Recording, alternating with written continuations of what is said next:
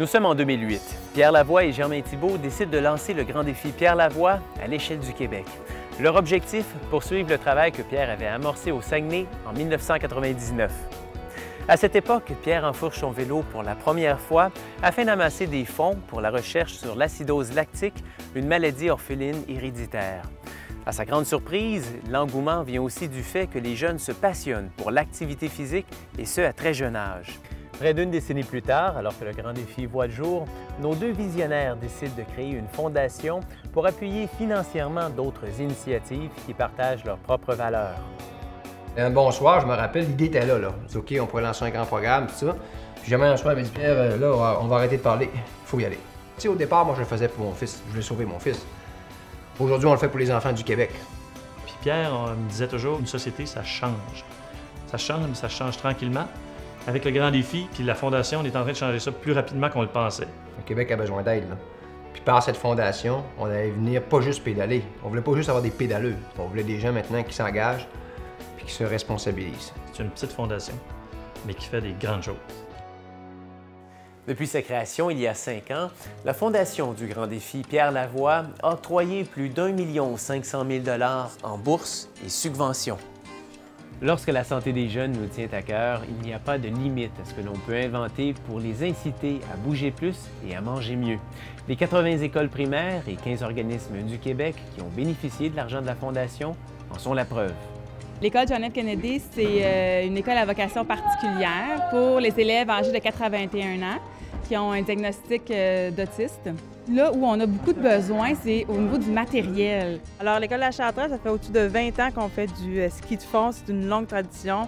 Et certaines de nos bottes, cette année, étaient très vieilles. On aurait un besoin d'installer un deuxième panier de basket. Alors, c'est des coûts qui sont quand même assez énormes pour une petite école comme l'École Lamennais. Puis, M. Lavoie est venu à l'école, dans le fond, pour visiter l'école lors de la remise d'un des chèques. On lui a fait visiter l'école, il nous a parlé de la Fondation. On a fait une demande. Quand j'ai reçu l'appel de la Fondation, j'étais très heureuse. Et si je suis contente, c'est un rêve pour moi. Le plafond de mon bureau était trop bas, j'ai sauté de joie. Je me suis accroché la tête dans le plafond. J'ai carrément sauté dans les airs parce que ça venait donner l'élan. Puis qu'est-ce qu'on veut faire avec ça? C'est permettre le développement moteur des enfants de Limoilou pour avoir une meilleure rétention, une meilleure présence à l'école. C'est un atelier de stimulation où on veut vraiment que les enfants bougent, mais de façon globale parce qu'ils en ont besoin. C'est fun à cause qu'on monte.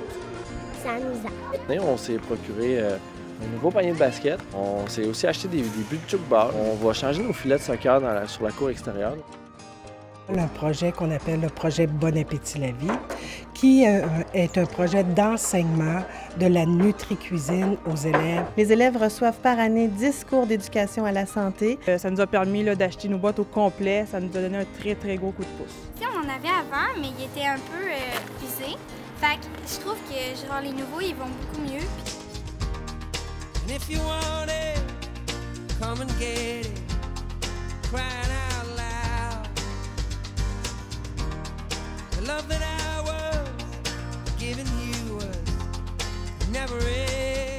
Pour nous, 5 000 $, c'est comme gagner à la loto, gagner le million. C'est un beau montant qui nous permet de faire des achats qui sont plus coûteux.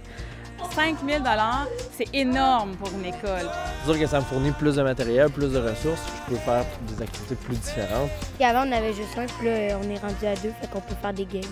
En fait, le ski de fond, j'utilise cette activité-là pour le dépassement des élèves, pour pas qu'ils se découragent. Tu peux te laisser aller, tu peux aller vite, tu peux aller lentement à ton rythme.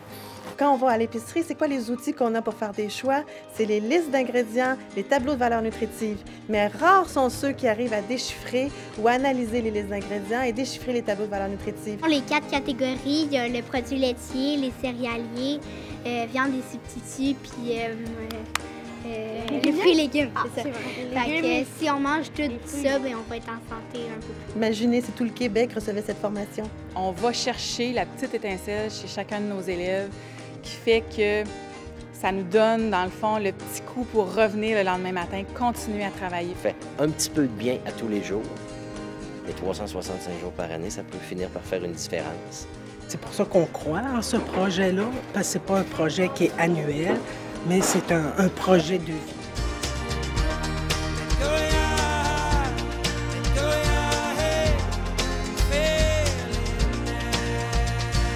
La Fondation du Grand Défi Pierre Lavoie a touché à ce jour près de 35 000 jeunes et ça ne fait que commencer.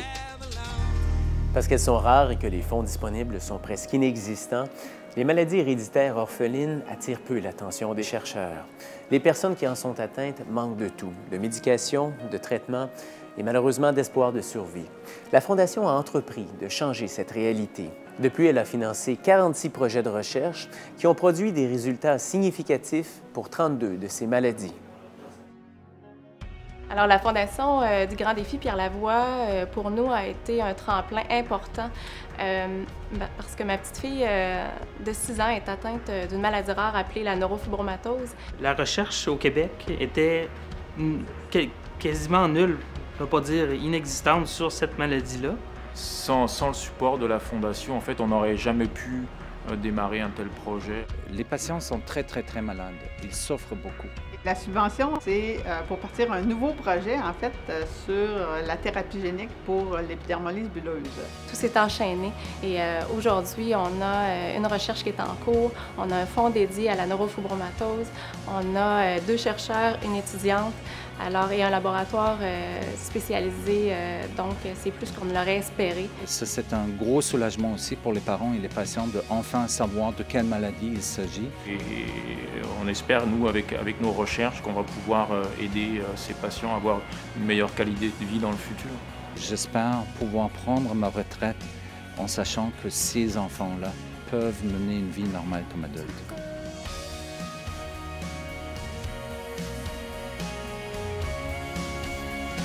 C'est sûr qu'il y a de l'espoir. On est en train de découvrir pourquoi le problème dans ce gène-là cause la maladie. On prévoit demander dans le futur parce que ça nous a permis de justement démarrer un nouveau projet. On a besoin du soutien ici et c'est ça ce que la Fondation nous donne. Avec la Fondation du Grand Défi Pierre Lavoie, les chercheurs, les patients et les familles ont désormais un appui de taille pour les épauler. Tout ce que la Fondation a réussi à accomplir au cours des dernières années est le fruit des efforts titanesques de tous ces valeureux cyclistes qui participent aux 1000 km. Ce sont eux qui génèrent les fonds nécessaires à la mission de la Fondation. Les équipes cyclistes doivent aussi parrainer une école primaire. Les surplus des dons qu'elles récoltent au-delà de leurs frais d'inscription sont remis aux écoles pour réaliser des projets favorisant de saines habitudes de vie. Les participants du 1000 km sont les piliers de la Fondation du Grand Défi Pierre Lavoie. Ils en sont les héros. Dans les 2 volets de la Fondation, donc soit celui sur les saines habitudes de vie ou la recherche sur les maladies héréditaires orphelines, il y a beaucoup de besoins. Vous savez qu'au Québec, il y a 2134 écoles primaires. 80% de ces écoles-là sont défavorisées. Les maladies génétiques orphelines, là, personne ne s'en occupe. Pas beaucoup de fonds disponibles. Lorsqu'on fait l'annonce aux écoles, aux organismes, aux étudiants et aux chercheurs, ils ont presque toujours la même réaction, c'est de crier au téléphone. Et il y a même un professeur qui m'a dit que 5 000 $ qu'on avait donné dans son école, c'est son budget pour ses activités physiques pour 20 ans. Il y a des équipes présentement là, qui atteignent 25, 30, 40 000 $ de ramasser. C'est exceptionnel, ça. Puis ils ne parrainent pas une école, ils parrainent 2 écoles, 3 écoles. Le Grand Défi, c'est pas juste une ride de bicycle, c'est une ride de gens engagés qui ont décidé d'arrêter de parler puis de poser des gestes. Quand ils pédalent, puis qu'ils ont de la misère la nuit, puis qu'ils montent une côte, puis qu'ils mouillent à Sio, bien, ce qui te permet de la monter jusqu'en haut, puis d'arrêter de la monter, c'est souvent le terrain que tu as fait, puis tu as vu qu'il y en a qui sont pas mal plus mal pris que toi. Là. En fin d'année, lorsqu'on leur demande de faire le rapport, bien, je reçois plein de belles choses. Je reçois des photos d'une patinoire qu'on a faite pendant l'année, des enfants qui ont des nouveaux patins, un mur d'escalade dans le gymnase, des skis de fond qu'on a été capable d'acheter à l'école. Ils en ont des projets.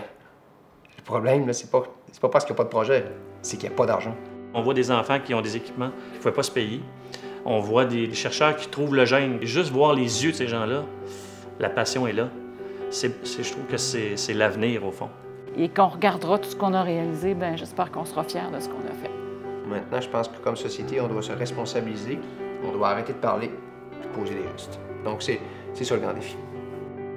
Alors, on voulait souhaiter un gros bonne chance à toutes les équipes. On en a besoin des gens comme vous qui sont généreux. On fait des belles choses avec ça. Le grand défi nous permet de rêver. Bien, on se sent beaucoup plus grand et beaucoup moins orphelin. Au nom de tous les patients, Je tiens à vous remercier. Vous faites pas ça pour rien. Merci. Merci.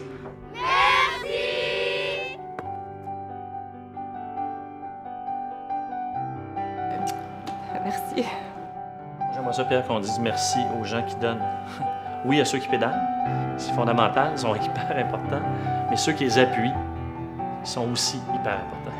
Ensemble, on va arriver à faire mieux. On va être capable de donner une vie normale à ces enfants-là.